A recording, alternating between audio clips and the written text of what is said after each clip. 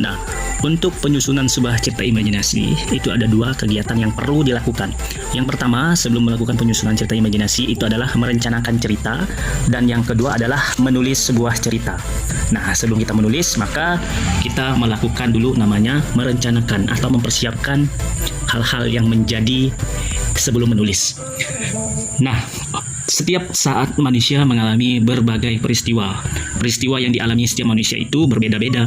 Peristiwa yang dialami manusia dapat berupa peristiwa menyenangkan, menyedihkan, menakutkan, menegangkan, ataupun mengharukan. Artinya, peristiwa-peristiwa tersebut dapat menjadi ide dalam sebuah penulisan cerita imajinasi. Nah, peristiwa-peristiwa tersebut dapat dikembangkan dengan ditambahi imajinasi penulis, dibumbu maniskan lagi, dibuat supaya menarik dan unik. Nah, langkah yang pertama, menemukan ide penulisan. Menemukan ide penulisan dapat dilakukan dengan mengamati objek yang nyata, lalu diberi imajinasi. Pengamatan dilakukan terhadap objek apapun di sekitarmu. Nah, apapun yang terjadi di sekitar kita, jadikanlah itu sebagai objek untuk menemukan ide dalam sebuah menulis. Apakah hal-hal yang berkaitan dengan keadaan, peristiwa yang dialami. Nah, sebagai contoh, kamu tinggal dekat di perkebunan kopi. Kamu dapat mengamati kebun kopi tersebut. Nah, berdasarkan objek yang kamu amati akan muncul imajinasi dalam dirimu. Misalnya, imajinasi cerita dapat muncul dengan membandingkan kebun kopi yang kamu amati dengan kebun-kebun buah atau sayuran yang lain. Teknologi yang berkembang saat ini dan isu-isu yang sedang terjadi.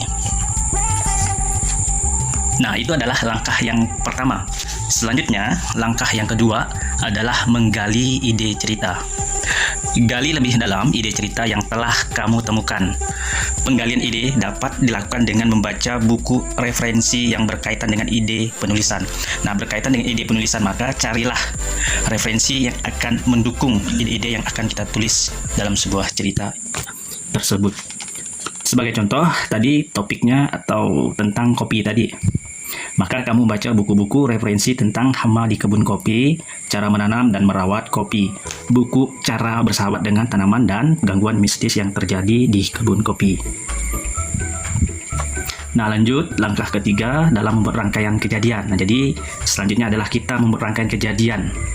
Nah, setelah menentukan ide, jadi buatlah rangkaian kejadian sehingga terciptalah imajinasi unik dan menarik. Nah, kejadian-kejadian seperti apa yang akan dimunculkan di dalam sebuah cerita? Peristiwa seperti apa?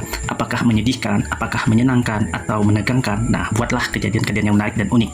Nah, sebagai contoh, ide ceritanya penyelamatan panen kopi. Nah, temanya perjuangan mempertahankan panen kopi. Nah, nanti ceritanya berkaitan dengan perjuangan dalam berkebun, menanam kopi, merawat, dan lain sebagainya.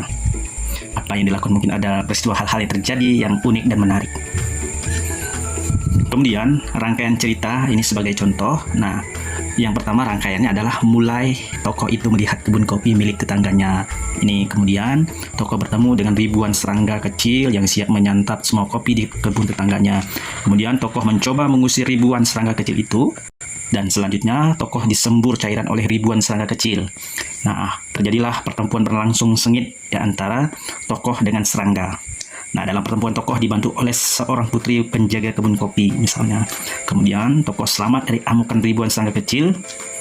Kopi di kebun tetangga itu si tokoh selamat dan dapat dipanen. Nah, berarti kira-kira ada 8 rangkaian cerita atau peristiwa yang terjadi. Nah, diolahlah menjadi cerita yang unik dan menarik. Nah, itu adalah langkah yang ketiga. Selanjutnya adalah langkah keempat dalam merencanakan sebuah cerita, mengembangkan cerita imajinasi. Nah, rangkaian kejadian sudah dibuat, maka langkah selanjutnya adalah mengembangkan watak tokoh, latar, dan dialog sehingga cerita menjadi utuh. Nah, tentukanlah tokoh-tokoh siapa yang akan terlibat di dalam sebuah cerita dengan watak-wataknya yang menarik dan unik. Kemudian gunakanlah latar, apakah latarnya waktu, tempat, dan suasananya tentukan sendiri. Kemudian dialognya gunakanlah percakapan langsung antar tokoh di dalam sebuah cerita.